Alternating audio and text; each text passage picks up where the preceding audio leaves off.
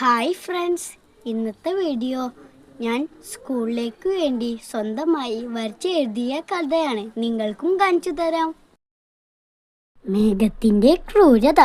ഒരു മരം, വലിയ മരം, മരം നിറയെ പഴങ്ങൾ. ആ മരത്തിലാണ് മഞ്ഞക്കിളിയും കുഞ്ഞുങ്ങളും താമസിച്ചിരുന്നത്. ഒരു ദിവസം മേഘം വന്ന് പഴം ചോദിച്ചു. മരം കൊടുത്തില്ല. മേഘത്തിന് ദേഷ്യം വന്നു.